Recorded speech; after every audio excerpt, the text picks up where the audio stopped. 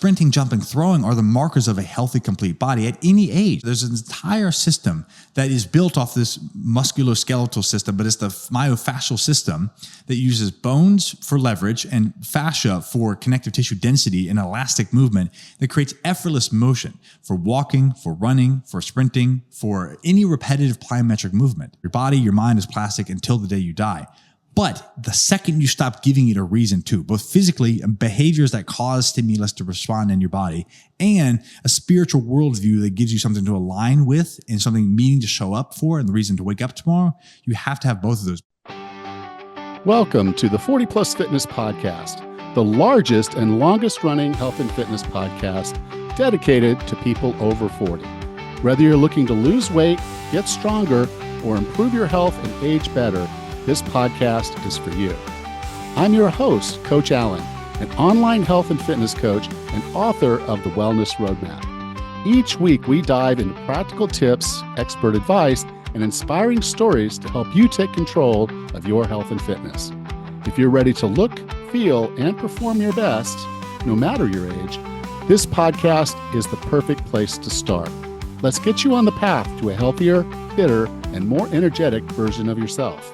I hope you'll join us each week, and together we can unlock your full potential.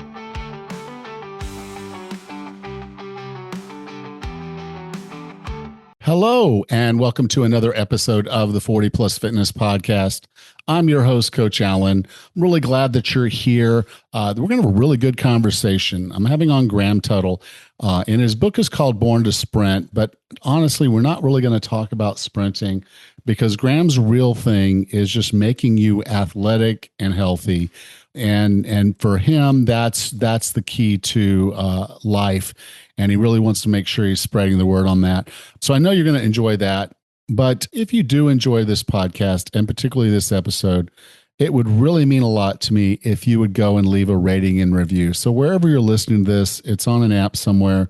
Go ahead and click the review or ratings and leave us a rating and review. It helps others see the podcast and let people know what it's about. I really appreciate if you would do that for me. Our guest today is a coach and author dedicated to helping people become athletic again. With more than a decade of experience coaching people of all ages and fitness levels, he empowers others to discover their natural ability. He believes athleticism is not a rare talent, but a fundamental part of a healthy, fulfilling life. With no further ado, here is Graham Tuttle. Graham, welcome to 40 Plus Fitness. Thank you for having me, Alan. It's a pleasure. So now the name of your book is Born to Sprint, Unlock Your Natural Strength, Speed, and Athleticism. And I have to say, when your publicist and I were talking about this book, I'm thinking to myself, okay, this is the Barefoot Sprinter, and I've got ugly feet. So I've already got one strike against me. And then, I'm thinking, okay, there's books on running, and I've talked to a lot of runners. In fact, the folks that I don't know if you played on their title or not, but Born to Run, I had those guys on for their second book, Born to Run 2. And so it was like, okay, is this going to just be a running book? Which I'm like, okay, left, right, now do it faster kind of book. And I'm like, no, as soon as I got into it, I'm like, we're not anywhere near the feet yet. You basically made a running book, a functional fitness, take care of your body and your body will take care of you manual, which is beautiful. Well, thank you. Thank you. What's most interesting? Would you be interested in the idea of like why the Born to Sprint, where sprinting comes in, or the Barefoot Sprinter part? Where do you want to start with, the sprinting or the feet? Because both of those are important. But the top down or bottom up part of the conversation. Well, again, we're going to talk about a lot of that, but I guess the point being is what got you into barefoot sprinting in the first place, and then because most of us think, well, I'm going to need really thick-soled shoes with the padding and the softness that's going to protect me. And then I know from my experience, I did some marathons and an ultra marathon when I was younger was, well, no, you got to know your running style and you got to go to a running coach and they've got to look at your feet and decide what kind of shoes you need to correct for whatever you're doing wrong. Your approach is entirely different. It's like you don't need a better shoe. You need to stop running wrong. That's my takeaway. So we can attack both ends then. We'll start with the barefoot part. So the Barefoot Sprinter is like the pseudonym was just granted to me. I do feel like, Batman and Superman, all these things, I think at some point you get granted a name and it worked out really well. But I do think the pattern interrupt, where most people think of sprinting as a very violent, aggressive thing that's not only reserved for the best of athletes, but also it takes a big toll on your body. And when you think about aging, that's the exact opposite. You're told low intensity, low impact, manage your thing, get your right shoes, make sure you're smart because we want to avoid falls, we want to avoid risk. And so there's an entire way of perceiving the world around you that is kind of antithetical to true fitness and athleticism, true engagement in life. So the barefoot part is really trusting that your body is designed or built or created or evolved, whatever word you want to use, with intention to exist with purpose in the environment. Meaning you wouldn't see, if you go out and there's a bear, let's say you're in California for me, there's the occasional bear, but you wouldn't go out into the wilderness and see a bear and be like, you wouldn't expect that animal to not be fit for that environment. You would have said, like, this thing has evolved in relationship to this environment. Therefore, the way it's physically formed has a purpose, like the claws, the teeth, the fur, like all of these things happen for a reason. So the hard part is that when we look at modern society, in some sense, we are both the beneficiaries and we bear the burden and the cost of technology. Meaning technology is so amazing. It's allowing us to talk, remotely. We can have air conditioning. We have refrigerated food. We have plumbing. There's so many beautiful things that have come with technology. But the challenge that we really look at as modern humans is, how do we coexist in this? What does it look like to have so many things that would have been basic abilities, like knowing where you are in space? Like I can have a hard time getting anywhere without my Google Maps or my Apple Maps on my phone. It's like I get lost, but there's a location. I mean, people used to sail across oceans just using stars at some point. And so the trade-off of technology is we lose some connection to our physical ability. And so the barefoot part was really born out of my exploration of my own injury history. So when I was in I ran cross country and track because I wasn't athletic enough to really make any other sport teams. I got cut from the ones I wanted to play. And historically, I had very poor eyesight. And so that was always a challenge for me, because when you wear glasses at any thickness, but specifically the ones that I had, you have no peripheral vision because everything is focused forward, and then everything on the side is like it's a drop off of everything you could see in clarity. And so I had a very poor connection with my body. And so that started to really accelerate when I got into college and got really into lifting. I want to be a meathead, cut off my sleeves of my shirt, and we have some supplements. And so I started to train myself into this way that looked good in a mirror, but it was not functional in any capacity. But deeply, I wanted to be.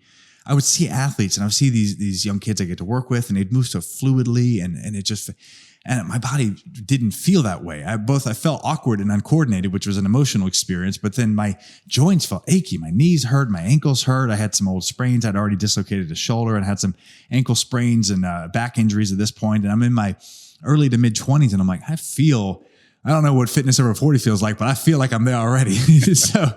And that was a challenge. And so I saw a video of myself walking. And at this point, I'm already a strength and conditioning coach, which I look back, I'm like, man, no one should have been letting me coach at any point of that with my presented skill set. But I saw a video. I'm like, why are my feet out? That does not look attractive at all. Like, it doesn't look athletic. It doesn't look aesthetic. And I looked down at my feet and I was like, well, one is pointing way out to the side. And I realized I had this old ankle sprain that I'd never quite taken the rehab seriously. I never really thought about it. And I took my shoes off and started training in my socks, and I started wearing some more functional shoes. I'm like, well, I can actually grip the ground. Like, I have all this. I just realized that there was an entire map of my body. In the map of my body, there's an entire section that had just not been explored. And that has started to leak up and to create problems with the knee, calf strains, knee problems, SI joint dysfunction, and back pain and shoulder dislocations. And I was starting to pull this map together of like, okay, there's a thing here, which is my body. And there's a way I've experienced it, which is very partial.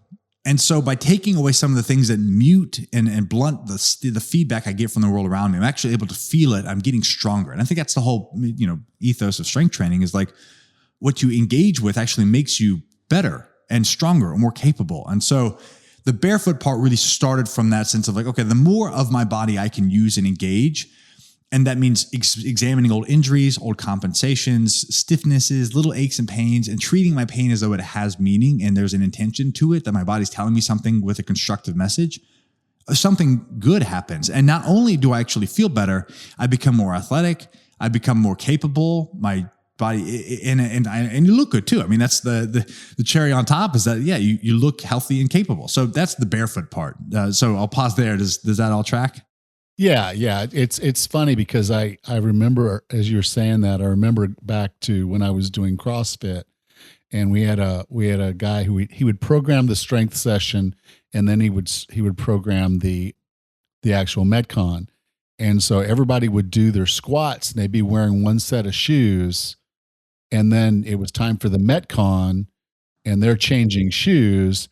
And I kept thinking to myself, the bear is not going to wait until you get your shoes on. So that, they're supposed to be training for functional fitness, but just the things they were doing and the way they were doing it, they all looked, and they were very gym fit, but they weren't functionally fit, which just sounds like kind of the direction you're talking about. That's where the sprinting comes in. So what I started as a coach, I started to have my clients take their shoes off. And I noticed that it was an epidemic. Everybody, they would take their shoes off and then walk like they still had shoes on. I was like, what is going on? And I didn't. I'm just barely scratching at the pieces. This is over 10 years ago. And I'm like, okay, so there's a thing here. And so I started to really specialize and work with people, like understand the physical therapy side. I'm not a physical therapist, but I play one on the internet.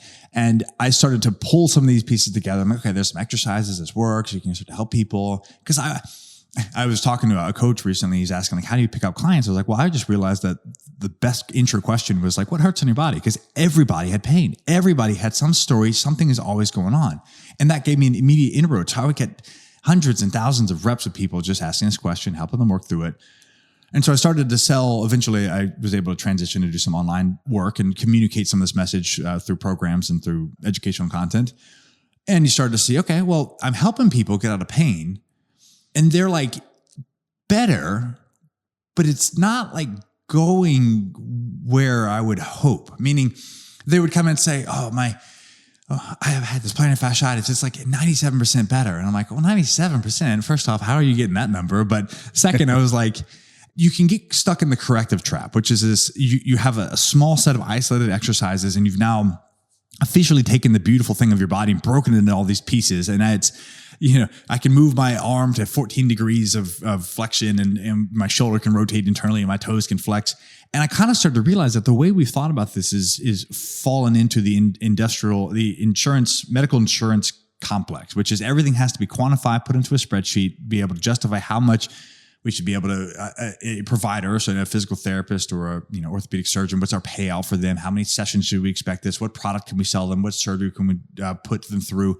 And we kind of like take the beautiful nature of a national park and lump it into square footage of acreage. And, how much can we sell this parcel for? And it's like, we were doing that with the body. And I'm like, okay, we got a lot of pieces here, but there's something missing. And that's when I started to have a much more comprehensive view. And I was very fortunate to be able to train and work with some amazing practitioners along the way. But you start to learn about fascia and fascia networks and lines and how the body structures itself to hold posture and then cavities within that for your organs. You start to learn about movement patterns. And so these larger things, sprinting, jumping, throwing, and you start to understand those as not just like things that are exercise, but also like ways of providing safety and acquiring resources in the real world. And then there's this other side of like the psychological, physical, like the person within. And like all these things start to play in, and you're like, okay, there's a lot more going on here. And I realized that the work isn't just to pull these pieces apart to get greater understanding of the body, a higher definition view. It's also to put that back together in a new whole version of you. And so I was like, oh, well, how do you do that? Because there's lots of static postures. You can look at, from the golf community, I forget, PRI, FMS. You name any number of acronyms that have all these different systems that want to put the body in. They have a standard movement. This is what you're supposed to do. And I realized it's like, standard tends to fall short because it's this quantified metric. Okay, well, I can bend my elbow and do this stuff, but it's like, is that really how we engage with life? Is that really, what it means to be fit? To be fit, it's like to fitness. I'm fitting into this survival of fittest. It's like, there's an environmental fit. And when that means getting on the ground, play with your kids, that's one set of fitness. When it means being able to go and like physically provide safety to keep your kids or your loved ones healthy, be able to help your aging parent get off the ground. Like there's so many things that fitness means. And in the modern environment, it's like, okay, well, it's based off of movement. So what movement? And that's when you look back, this Born to Run, which was very inspirational for me. I just thought it was a beautiful book and it really inspired me to think about what the body is capable of with feet. But what I think, and this is where the sprinting came in, is one, I was just very interested in athleticism as an individual, being very insecure about that is something I never had access to as a child for any number of reasons we discussed earlier. But there was also, I started to look at the healthiest athletes.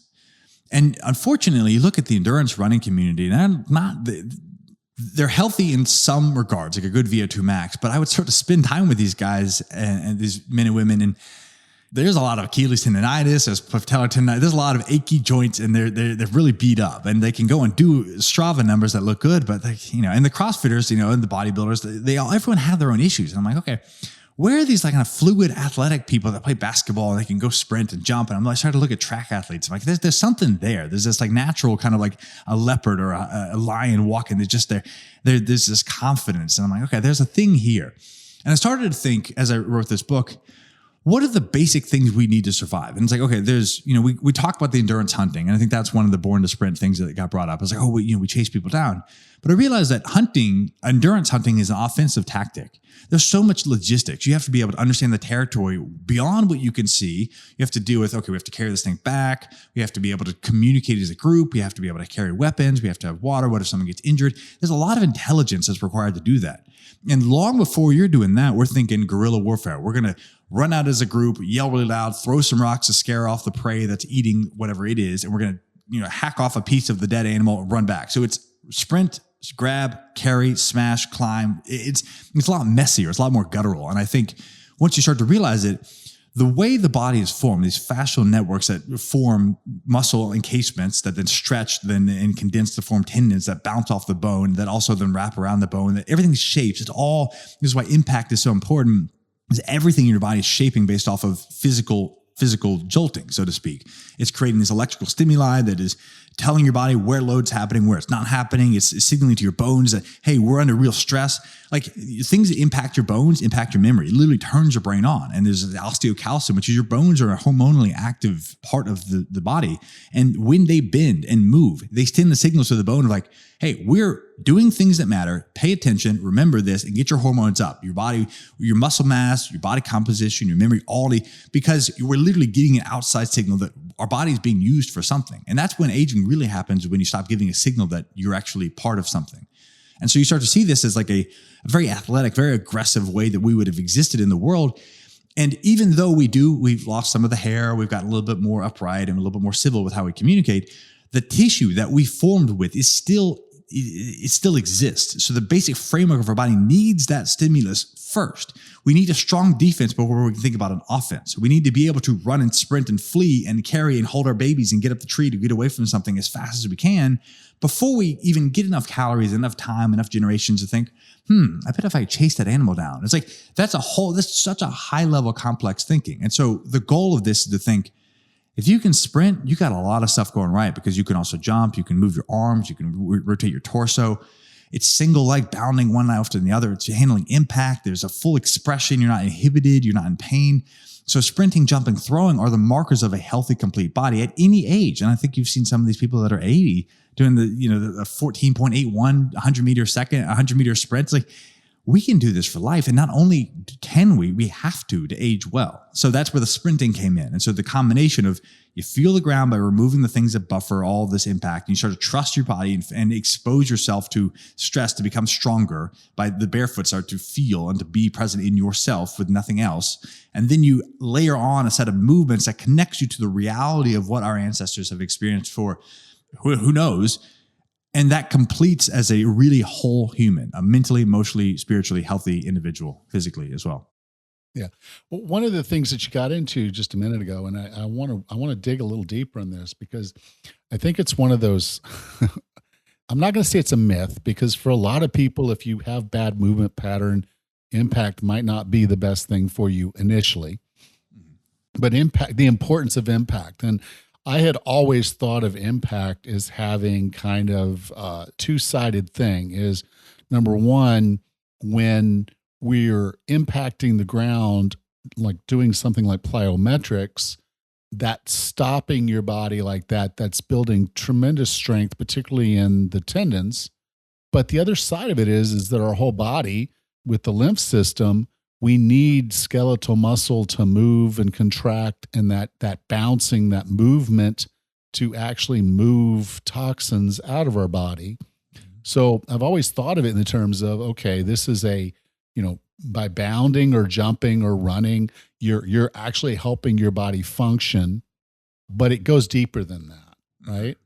The best way, and so this is kind of a false dichotomy, but you could think of two parallel systems. The muscle system is really designed to accelerate and decelerate. Even if that's moving slow, you could think of yoga where you're controlling force. And so you're moving, but you're always, there's a controlled effort. And so you're using the muscles to buffer, and you're constantly dealing with force in and out of the body. So by when I have to contract my muscle and bend a joint, that's when the most stress gets placed in the joint, but that's also how I control and use this big system to manage forces. And so that's what most of fitness is developed around, because you can stretch muscles, you can contract them, and you can do that at different rates, at different loads, and you can make them bigger, and all these things go into that. And so we like the muscles, and that's good because it does pump. Their cardiovascular system are pumping blood in and out of the system. We're getting the lymph moving. There's so many things that we're moving by getting the muscles to engage. And that, to take it one step deeper, is our conscious engagement with life. Even right now, I'm using the muscles of my mouth, of my throat, and my lungs to be able to move air. So there's no, and you see how active my hands are. I'm trying not to get them in the camera, but the active hands are a big distraction. But we speak, and even the Greeks and the Romans, like they'd have a public speaking, even if you couldn't hear them. Even if you were in this large audience, you couldn't see the speaker. You could see there were points awarded, so to speak, for the actions, the gestures that were accompanied with this. So we're very much engaged. And so all of that muscular connection is how we communicate to life. And so that's very important, because you can't bend the bone, you can't flex your fascia, and you can't organize your organs, but you can move your muscles. That was a line I was very proud of in the book. But the muscle, that is you. And so part of the reason that people start their fitness journey thinking about muscles is because that is connecting to all parts of them. They're bringing all of their decentralized consciousness back online of all that is them. We don't think about it, but if you lost a hand, let's just say someone cut off your left hand, maybe this is to take it one step deeper. We perceive the world through a story that is written out in terms of what we can do with it and what it can do with us. So we look at things in terms of affordances. And if you look at a car isn't, we kind of think of, there's a car. It's just a car. Don't you know it's a car? We only know it's a car because it goes places. It doesn't drive. And I said, we're hanging out, and let's say, we'll go get tacos after this. And I said, well, yeah, but my car's broken down. Well, it's not a car in the way that it is. It's a car asterisk. There's something different. It might be a place to sleep or, a piece of art or whatever it is, but it's not a car. And so a human body is a thing that does things. The almost infinite amount of things we can create, we can imagine, we can build, we can laugh, love, live. When we can't do those things, we become, and this is a heavy laden term, but it is true if you think about it, removed from emotional things, but we become disabled. We are no longer able to do that. And when you think of that story, we're no longer, imagine a story told by a narrator who couldn't pronounce the letter M. Well, the words that they don't even know that letter. The words they will tell you is different. The story will be different just by definition of what they're able to do. So you cut off your left hand. What's crazy is not only will your actions, what you can do in the world, but the way you will perceive the world will be different. And so you start to see this, like, by getting your muscles back online, you are now reconnecting with all parts of you. And the story you tell about the world becomes different. You'll know that someone who's 400 pounds and their back hurts and they can't move. The way they perceive the landscape is literally different than someone who's 15 and young and healthy and never had a problem in their life. You could come up with 15 ways to get on off the ground, whereas the person who's really seriously handicapped there's only one way, and they have to have the cane and the support and this and help. And you see these people that fall as they get older and they don't realize how much of with my mom, I had her to prove this point, because she was like, I'm strong. I do the class. I go for my walk. I'm like, Mom, there's a lot of strength. Like, okay, get on the ground. And now you only have one hand because you just fell. Imaginary situation, you fell and you have one arm is hurt. Get off the ground with one arm and two legs. She couldn't do it. And it was the most humbling moment for her, because she sat there for, a minute and she's like, I cannot get off the ground. I'm like, that's what happens. And when that reality catches up to your interpretation of it, you start to realize your world shrinks. And I think that's the biggest thing we see as aging. So how do you reverse that? You connect to your muscle, you restore your capacity, you push back off the ground.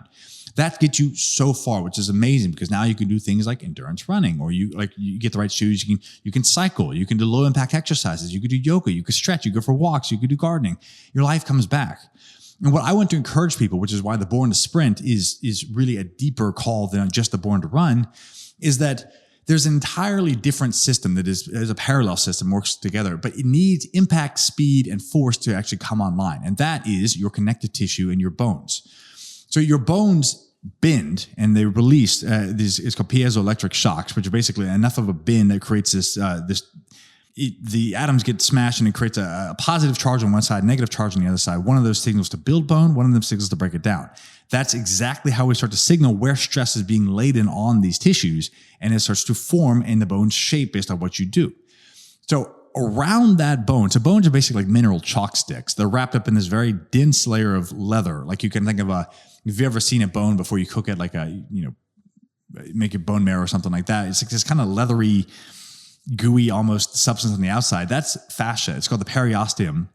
And that is the same tissue. What I don't think we really understand well in modern physiology, at least from a consumer side, is the same tissue that wraps around bones is the same tissue that forms a tendon and is the same tissue that wraps around muscle. So the perimysium, which is the thick encasement of a muscle, is the tendon, is the periosteum. It just pinches, it balloons out to fill up some chalk sticks that form bones, and it balloons out to form some electrically sensitive watery goo that, with proteins that pull in whenever we get some zap of some positive, feed from a nervous system. And when you don't have a filler like that, it just condenses and crimps to make this little tendon. And so all of that's pulling. So when the muscle contracts hard enough, it's like the actual skin of the muscle pulls, and that pulls through the tendon and pulls on the skin of the bone. So that's how the system works. And the ligaments are just another extension of that same leathery periosteum that bridges between bones. And so there's not like, we kind of think of bones as this is a bone, here's your humerus, this is your tibia, here's a Band-Aid we call the ACL that goes between that. It is not that at all. It literally is an extension of the muscle encasement minus the chalk stick filling that then creates a joint capsule that fluid fills at different joints. It's all one system. And the fluidness of that is like when you go to a forest and you see ivy and all of these different touch points of all these different things are just kind of encapsulating. It's just like a big membrane that is you. And you need speed, you need impact, and you need, more importantly, consequence for that system to come online. And consequence is what gets you to pay attention. So when you hit the ground and you stop, so that's muscle connection. So I can contract the muscle. So let's just say I'm stepping off a 6-inch step and I drop for just even a moment and I stop myself. The speed of which you can coordinate that muscle connection fires down from your thigh muscles and your calves. And that, rather than flexing to deep, sit into a squat, which is what we would think of in most modern fitness training, I want to control this and slow the impact. If I can stop quicker, what that does is it shifts the rest of the load and the onus of slowing the body down to the connective tissue. And because the muscle has contracted and seized, the bone is now kind of in a free fall. And the bungee cord of this connective tissue, specifically the Achilles tendon in this context, is now stretching. And the actual mechanical composition of that crimped fiber is slowing and working, doing the work completely anaerobically. You're not taking energy. It's not taking oxygen. You're breaking down ATP to do this. It's just happening by nature. When you stretch a rubber band, the actual physics of the material resisted and it comes back. There is no energy lost. There's no energy required. So you start to see that there's an entire system that is built off this musculoskeletal system, but it's the myofascial system that uses bones for leverage and fascia for connective tissue density and elastic movement that creates effortless motion for walking, for running, for sprinting, for any repetitive plyometric movement. And if you have that, you can rely on that system. And that's very different than the typical running form, which is kind of you sit a little bit lower, bend the knees, you shuffle along more or less, and you roll through the shoe and you minimize impact. Well, this one is maximizing impact. But once you cross the threshold of maximizing the impact, you're now engaging the rubber bands of your body and you're popping off a forefoot, which is what's your restore motion. Obviously, there's a whole part too, the barefoot part. But restore motion, you can create stiffness intentionally in your forefoot and your arches and your ankle. This massive this beautiful complex of 28 bones and hundreds of muscles, ligaments, and tendons all together. That stiffness allows the whole foot to hit the ground. You leverage off the ankle to bounce down. The big band of the Achilles tendon pops back up. You contract a little bit to slow it down to immediately stop, and you contract a little bit to push it off. Minimal muscle engagement, maximal output, and it happens over and over again. And it not only allows movement to be easier, more fluidly, and it happens quicker on a rhythm, but it also keeps, as mentioned, keeps your testosterone, your androgen hormones in check, your brain focus, your memory goes, your muscle composition, your body composition. There's an open question is, what goes first, your brain or your bones? Because most people have these neurodegenerative diseases. They've also lost the impact that tells their body. There's another thought, but they've lost the impact that tells their body that they're actually needed. So maybe I'll finish with this. We live in a second person narrative. It's not a first person, I am God, that I'm going to experience, I'm going to act on the world and it does what it tells. Because next time you walk into a door and bump your shoulder, it's like, well, if I'm God, why did that happen? We get frustrated on this. And it's not a third person where just things happen to us and we're helpless just observing like a computer because we have an experience, we care. It's a second person narrative which we are engaging with. And when that environment, when we can tell the environment we want something to happen, and when that environment tells us that we're actually part of this story, our body stays online, our mind stays online. And so that's where the impact, specifically the sprinting, is irreplaceable. Now, a lot of people will say, okay, well, I'm too old for all this crap. But you told a story about your father, and I think that's apropos for who we are and who we're becoming, because his story is our story. Yeah. So my wonderful, beautiful father is, in many ways, he was a story of what most people would consider a very successful, routinized fitness enthusiast, meaning he was never really had a chance, challenges with his own parents, but never really got a chance to be an athletic kid. But, he understood that dutifully you need to take care of yourself. You got to manage what you eat. He had some cholesterol issues when he was early on. This is many moons ago, back when the 90s, 2000s, when it was no fat, low fat, no cholesterol was the thing, and everything was reduced fat. And so he would put on a statin, lower his cholesterol. He would mind what he ate. He's always tried to be very thin, which is interesting because I look back now, and now that you know about like the brain and the fat, you see some of these things. He's kind of gaunt almost in a sense, but he was very disciplined what he did. He would get up at 5, go to the gym, he'd do his elliptical, do his routines. He had his system, and he would get up and come back, and he was winning the day. And meaning fitness was a thing he did because it was something you floss your teeth, you do. And unfortunately, he ended up getting diagnosed with Parkinson's in his late 40s, so very early for most people in that circumstance. And that kind of wrecked a lot of these things. And that, I say the background of that because that really made me consider what a healthy and connected fitness, what a body looks like, and realize that like fitness is so much more than just going through the motions and doing the quantified calories and doing this stuff. So my father ended up, if people don't know, if Parkinson's is a dysfunction where the brain no longer makes dopamine, which is a very powerful hormone involved in movement prediction, engagement, like active pursuit of life. And you really lose connection to your body. And I have a lot of thoughts about that in general, but appropriate for this story is it really is accelerating aging. In many ways, you start to lose your physical capacity, your mental focus, your just even just basic connection to like bowel control, breathing, and it accelerates that. And so what I noticed in my father, and my parents didn't really tell us until we were a little older and we got into college, and they kind of told us what was happening. And it's so weird because like when you see as a kid, you see your parent aging, it's kind of like this abstract thing. But when they have a disease and it's speeding up, you see just like in between every time you come back from college, it's like things got a little bit worse. And so for him, he had never run, he'd never done any of these things. And so as I was now a young trainer, a young coach trying to get into like, what does it look like to help people? I was like, all right, we're going to go, we're do this routine. We're going to focus on this stuff. We're going to get your strength training. We'll focus on your movement.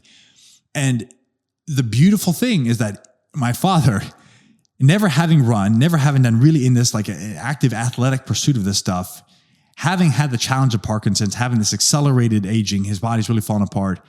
It was the most redeeming thing was to watch his body rebound and come back in response to these things. taking off the shoes, having him do some barefoot. The story I tell in the book is of getting him to go out to the track and run for the first time. And this is like already 15 years into Parkinson's. And the beautiful thing about Parkinson's is once you start moving, a beautiful thing, I say relative, but movement is once you start moving, your body starts to create its own natural source of dopamine. You start to have an expression of that. So running is such a great experience of that because getting him taking those first few steps, helping him to walk, helping him to breathe, helping him to find that again and to feel the ground. He was able to actually go and start to run around the track. And it was this beautiful day where it's like, he'd been struggling all day and we got him out to the track, got him moving. And then he was able to finish a whole lap and his hands were up in celebration. And the moral of the story is that it is literally never too late. Even in the circumstance where you have Parkinson's or something that's attacking the exact opposite way to look at it. Your body is no longer functioning in the way that it wants to, and you don't know how to connect with that. Movement is always the way forward. And these same basic principles still matter. When you give yourself stretch, stimulus with speed, with strength, and that you start to use your body and muscles, it comes back to life. And so my dad is obviously a heightened case of that, but aging comes for us all. And that was the thing that I really took from this is like, I'm seeing it happen. My dad's 20-year plan shrunk down to a 2 or 5 year plan, but it's one of those things where I'll say there's two things. One is you have to realize that just because you're getting older, it's not an excuse to give up and having meaning. And one of the things that really helped my dad come back through is my sister ended up having a challenging time in her life.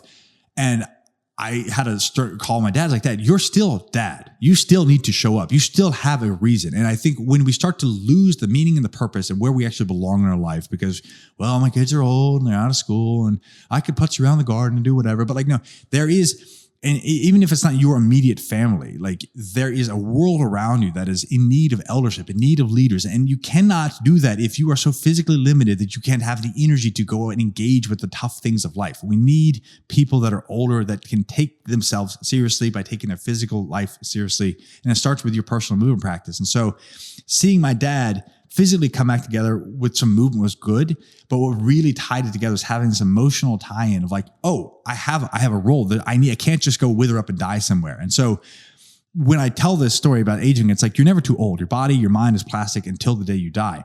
But the second you stop giving it a reason to, both physically and behaviors that cause stimulus to respond in your body, and a spiritual worldview that gives you something to align with and something meaning to show up for and the reason to wake up tomorrow, you have to have both of those. But if you bring those together, life everlasting is like you're able to stay connected with the present, the eternal now. And so that's, see, with my dad, obviously it's this challenge. We still age, and it's I'll say the last thing on this is it's an ongoing conversation. It's not like he found the answer once. It's the answer that worked for him when he was 40 is going to be different. It was different when he was 42 and 43. And now he's in his 67 or his late 60s. And it's tough because every year the variables shift and they're not always going to go in your favor because aging is an unfortunate thing. And death is the process of stripping away all of our defense mechanisms. But there's a humility that if you approach that with the trust that your body will respond, even if it's different than last year, it will still respond. It still wants to stay alive. And the willingness to continue to reassign a new meaning and a new sense of purpose, things happen. And that to me is like the moral of the story of like, it's never too late.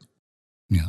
Now, one of the reasons a lot of people don't get started, particularly with impact, with sprinting, is that they're just big, big guys. Yeah. And you told a story about Jeffy, which leads to your 10% rule.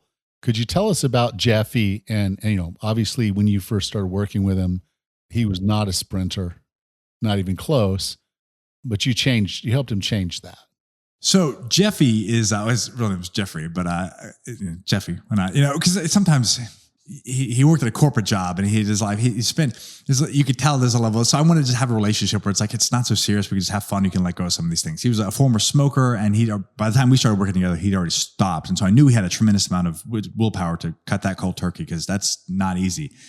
His biggest thing was snacking. So a lot of people, well, I'll say body composition is a very fraught subject. And I think it's very difficult because there's so much morality laden into it. There's good, bad judgments people make because they can see it on face value. So if you show up looking dirty and unkempt, then people are going to have a thing to say about you. And it's for better and for worse. I mean, there's societal narratives and stuff that do keep things moving forward. But as an individual level, I don't know anybody that is struggling with their body composition that is not also battling with other things inside that drive them towards food as a coping mechanism or in many, many ways. And so it's never as simple as just like, have some discipline, and get hard, so to speak. But there is a part of that. So part of that is like having a bigger vision for yourself. Again, it goes to the same idea, and starting to realize that there's a life that you could live that is inconvenienced by your current body composition. And you start to think about, well, what do I want to actually be able to do? And so with Jeff, when we started, he was so out of shape that it's going to sound exaggerated. We walked down and back, and there's a 50-yard space. It was like we're 100 yards. We walked down and back twice, and he had to sit down, and literally he almost passed out. And it was so nauseous because he was so out of shape. And so it was starting from ground zero. And so Jeff had already lost a decent amount of weight, but we just picked the ball up. And it was this process of like, okay, where do you start if you're overweight? What does that look like?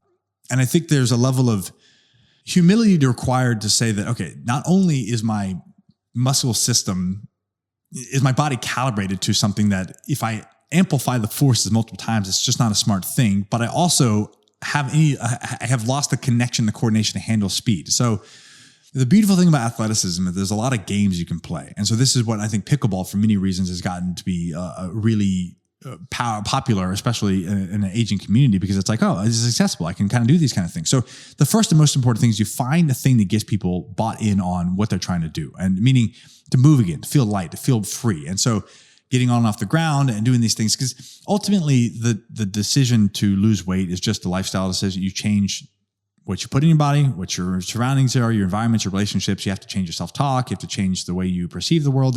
It's a full-scale change. And so when I say, and I'm going to tie this to a bigger picture and I'll come back. When I say born to sprint, we think of sprinting as the physical pursuit, right? Which is, okay, I'm going to go run from here to there as fast as I can. So we kind of see like Usain Bolt and Noah Lyles, and it's our vision of it. But really, to sprint is also pairs to this kind of psychological, emotional, spiritual side, which those are two different realms. But to dream again, to be able to fully express yourself in the pursuit of something, which is I lock on to a thing, a vision, a goal for myself. I'm going to go 100%. And I think if you think about what sprinting is, the human body at most, and I think this is probably even more conservative, is 120 meters you could sprint all out. Probably less than that, but really think as far as you can see clearly with detail. So why would you sprint further than you can see? And so you're going to say, I want to go there. And so maybe it's 100 meter into the track, but it's all within your eyesight. And so I'm going to sprint as fast as I can there, because the second you slow down to take in more information, you're not a sprint. But a sprint is like a full out expression of yourself, to fully put your heart, lead with your heart, and go after something. And so there's goals, and there's times, seasons in your life where you have, I really want to make this happen. Whether it's a move, a job transition, a downsize, whatever these things are, you have sprints, but it's a limited effort. But it requires a full conviction to be able to do that. And so when you say, I wanted people you're born to sprint, it's also you're born to dream. You're born to chase things boldly. And what happens is when you become burdened in many ways, and this can be too much muscle, like two people get overly, they train themselves into a corner, and they have so much body weight that it's with muscle that's just kind of like there. They have to go through all these hoops to maintain it, whether it's body fat, whether it's just dense fascia in the form of visceral fat, because you're not rotating and twisting and you're stressed all the time. And I mean, there's emotional things, there's mental weight, there's anxieties. People may look lean, but like there's stuff that's piled on top of them. So the burdens that we carry keep us from being able to express ourselves fully, because we're over encumbered.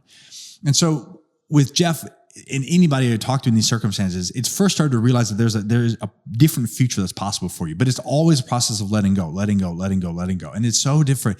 I mean, just as an aside for people, as I know my parents went through it, my wife's mother or wife's aunt is, you have a lot of stuff too. It's just stuff you carry with you. And sometimes it's food that we carry with us in the form of calories, but sometimes it's emotions, it's thoughts, and all this that we physically carry with us, and they stop us from being able to move fast. And so you have to have a vision for what life could be like, and you start to drive and strive towards that. And that aligns your motivation so that you actually start to think about the sacrifices you have to make as just necessary steps. And the 10% rule is basically that we're not going to start adding in dynamic, complex things until you are about within 10% of your ideal weight. Obviously, it's a very rough number, but it's the idea that is like there are steps to go through first, which is why I mentioned earlier, the fitness starts by getting in touch with your muscles, start to feel yourself again, control things, burn calories. But it's so much more than calories. It's like you're actually starting to pull out old stored glycogen and things that have been stored in adipose tissue that are just kind of like hanging around. You're going to you literally are shaking things up. And so the 10% rules with sprinting, but that does not mean impact isn't there. And so I can't prove this scientifically, but theoretically, it makes a tremendous amount of sense. And practically, I've seen it over and over with my clients. You need some impact to tell your body what matters. So you know what a centrifuge is? It just mixes up a bunch of fluid to kind of separate the layers based off of their viscosity or their composition.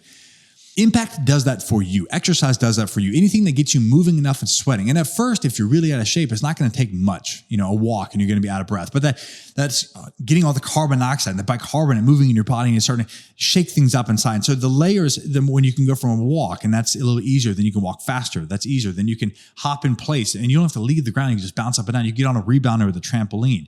You can start to throw a medicine ball, catch a medicine ball, which is like in rotation. That's pretty straightforward. You can start to result that. You can start to push things away and use band work and start to speed things up.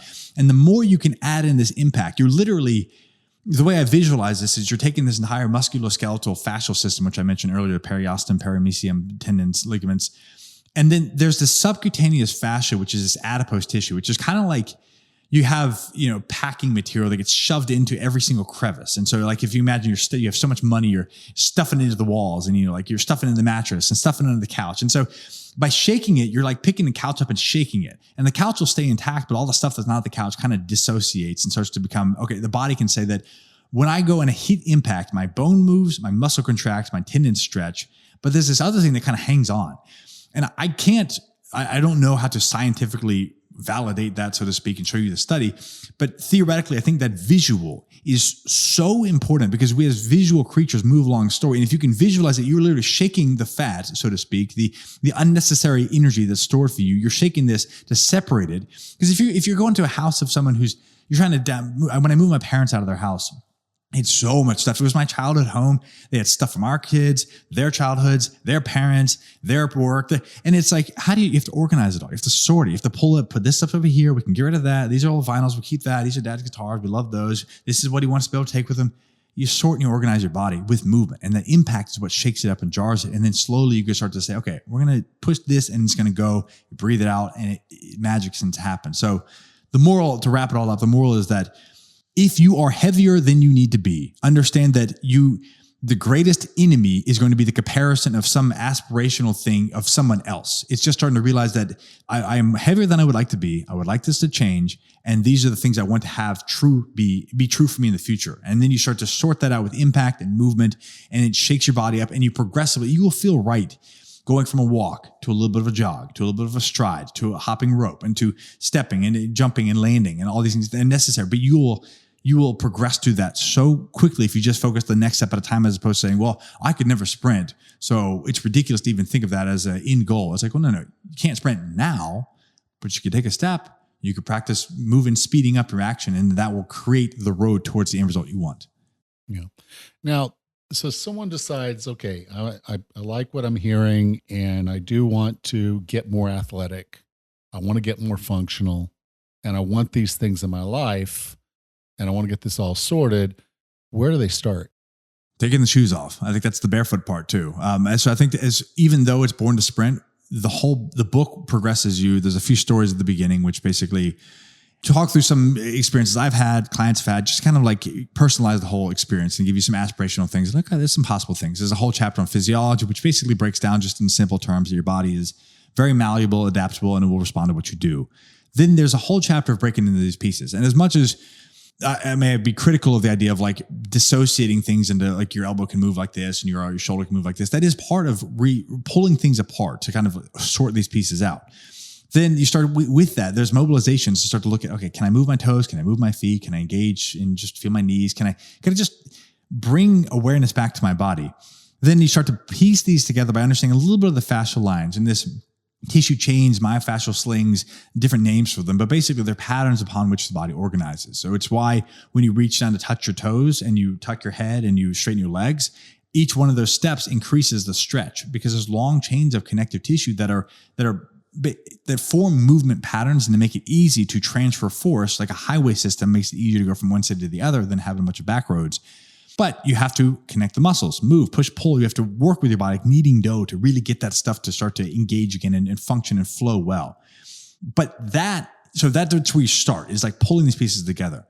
Then there's a whole progression of just starting with very, very simply with movement. And so as we talked about earlier, you see the body in terms of affordances. Those affordances are spoken in the language of movement. And that isn't elbow flexion or toe curling or toe extension. That is sitting, crawling, rolling, walking, lifting, carrying, skipping, hopping, kicking, throwing, jumping, bouncing, sprinting, to name a few. I mean, the list is really endless when you think of all the different ways we can engage with the world. But fundamentally, I progress people in the book. You sit on the ground. You learn to lay on the ground in these ancestral resting positions, which are, this guy, Michael Tuttle, is a physical therapist, I believe. He studied these ancestral populations, different animals, different tribes to see how they move. And they found, okay, there's commonalities in different sitting positions that they find rest in, and there's sleeping positions. And when you realize that, we talked earlier, low impact, most people would think, should I start with sprinting on soft, or should I start running? Should I start moving on soft surfaces to minimize impact? I think you could actually take, and you might not start here, but there's value in understanding that if the ground is soft, you have to learn to be hard. But if the ground is hard, you have to learn to be soft. And so most people spend their life in soft things: mattresses, couches, cushions, shoes, chairs, carpets. All starts with C. Interesting. Most people become stiff and hard because the world around them has become so soft. And so sitting on the concrete, sitting on the ground, laying on something that's firm is very uncomfortable because they are hard too. And the beautiful thing of, it's like when you go into the ocean, you're a little kid slapping at the waves, you'll never beat the waves. You can only learn to flow with them and surf and body surf and swim and move with the flow of life. And so when you look at aging, there's so much of this is like learning to be soft. Because it's good to learn to be hard, like that stiffness. That's what we work on with the movement. We scale up towards plyometrics. You learn to actively create stiffness as opposed to the passive stiffness you get from just constant simulation of like, I don't really know where I am. So I'm in a chair and I'm kind of here. So I'm kind of half on, half off. You learn to be soft first. That's what sitting is. And so when you can sit on the ground and just melt in, lay down and be a bag of bones, that's a whole practice in and of itself. And that breathing is very much built into that. Then you build like a baby. You start from the ground up. Once you can roll over from side to side, you start to create some spinal connection. You can curl, you can rock, you can roll, you can get from your front to your back to your side. Then you start to bring your hands underneath. You crawl. That's contralateral movement. You start to get your spine moving. Your limbs are going opposite of each other. Then you can start to stand up on 2 feet. You work on standing. And a funny little aside, I thought at this point in my career, I've been working with professional athletes and teaching NBA players how to dunk and, sprinters how to break world records. But I found that the longer I've gone, the less glamorous it's. I teach people how to stand and sit now. It's like most of my work is here's how to stand, here's how to sit, here's how to step. And it's like sit, stand, step, squat, swing, spring, and sprint. Like that's the 7-step thing you work people through. And it's like, once you can sit, you got to be able to stand. And there's a whole world of being able to actively use your feet. We think about it in the hand balancing, like a crow position or a handstand or any yoga stuff. Which is how hard it is. When I watch my twins, my little 14-month-old twins, they can't stand very well at all. Like I can knock them over. I'd throw a little tennis ball and knock them right over. We learn that skill, but we forget that when we outsource to shoes. It's the same with the technology. We give them the wrong end of that leverage and our toes become defunct and we basically become people that don't think about anything below the knees until the knees hurt. And then, that's our exploration pathway. Once you can stand, you deconstruct walking to realize that's how your forefoot pronates. That's how, or to extends and flexes, how the bones begin to articulate and your big toe starts to spread and you fix bunions by learning to stand and step correctly. That creates the pathway for the ankle to pronate. And so now by walking, you're actually restoring foot ankle pronation that scales all the way up to sprinting. But first you work on to stabilize, create some core strength with some sandbags and some calisthenics, some basic stuff. You don't need anything other than a little bit of dead weight and some of your body weight, some gravity. Then you say skipping. Can I add in a little bit of routine and rhythm, like childhood skipping, like on a park, left, right. You put a metronome on, you just get this relaxed flow, like you're learning to dance again. There's kicking and throwing, which are basically dissociating the limbs from your body. So if I can throw, I can let my arm swing freely, which is so important for rotator cuff function, for shoulder function, for dissociating the neck, the jaw, and the shoulder, because that's a big thing that gets so stiff whenever you have bad posture over years sitting at a desk. When you kick, you're doing the same thing for the hip. You're letting the legs swing through. Those are all necessary for sprinting because if you can't get the shoulder back, a lot of these big meatheads I'll get to work with, they can't move their shoulders. And so their sprints are limited by the fact that their shoulders are stiff. No one would have thought that. But because you can't rotate your spine, now not to mention the impact that has on visceral fat because you're not actually squeezing and moving all the tissue in your core and your abdomen. So sprinting or swinging is really broken down into throwing and kicking because you're getting your whole spine to move as a coiling organism. Then you're looking at, can I add in some impact? Can I create stiffness? That's plyometrics. And so can I stiffen the ankle to hit the ground, pop off, and then keep the rhythm, the beat I worked on, this kind of childlike play you see with music and dance and skipping on the playground field, and add a little bit of intensity. Can I bounce hard? Can I jump? Can I create, can I bounce off the ground with stiff ankles? You can add a little bit of acceleration, deceleration to that with a change of direction, change of direction, agility, and jumping. That would be a whole side thing that it really gets into some sport, which is really important, but that's where most people experience most of the pain, so to speak, when like loading their knees and stuff. That's kind of a side conversation. But fundamentally, you move to sprinting, which is just basically the ability to manage your body, utilize your connective tissue, leverage your bones, and use your muscles effectively for coordinate your muscles so that you can create a forward motion that's as fully expressive of what you want in your life. And it's the movement. And so that the whole thing is just going through this. I'm just restoring my capacity to sprint again. And I'm bringing all parts of me online. And so that's the progression. So like once you get the pieces pulled off, then you just put it back together with movement. And the last thing to say is that it's not, the chapter in the book talks about this idea of perception. The biggest issue people have is they think that I have to go learn the technique. This is how you sprint. This is how you jump. This is how you throw. And when you get into the golf, tennis community, there's this whole, this entire business is built around that. But we don't learn by memorizing technique. We learn by responding to our environment, the second person narrative. So if I want you to keep a rhythm, I'm going to play music. If I want you to learn how to throw a ball, I'm going to give you a thing to knock over that's 10 feet away. And by repetition, I'm going to put a bottle on top of a ledge and I have you throw a ball and you're going to try and hit it over and over again. By doing, we learn. And by doing with an action. So movement is the creative solution to problems blocking our intended path. That's a whole chapter. Movement is the creative solution. It's an expression, emergent quality that is created as the result of trying to do something we're interested in. I'm trying to figure out this problem and I'm interested in it. I want to go that way. I got a problem that's blocking me. So I'm going to get around that rock by moving creatively. That's all movement is. And so you have to put yourself back into a circumstance where your movement matters, where your intention is important, where your intention matters, your movement is necessary, and you have purpose, you have meaning in your life. Graham, I define wellness as being the healthiest, fittest, and happiest you can be.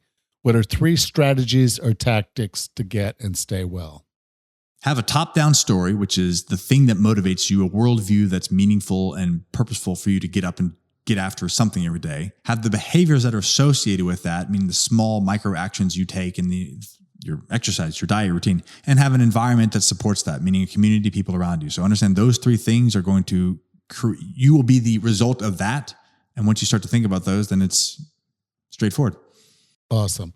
Graham, if someone wanted to learn more about you, learn more about the book, Born to Sprint, where would you like for me to send them? The Barefoot Sprinter on all the YouTube, Facebook, LinkedIn, TikTok, Instagram, and then the barefootsprinter.com is a website. You can learn more about that. And the book is Born to Sprint, and it publishes today. So if you're listening to this, you can get it. And I would love to have you join because there's a whole associated program, videos, 37 videos. There's a lot of resources, not just a book. All right. Well, thank you so much for being a part of 40 Plus Fitness.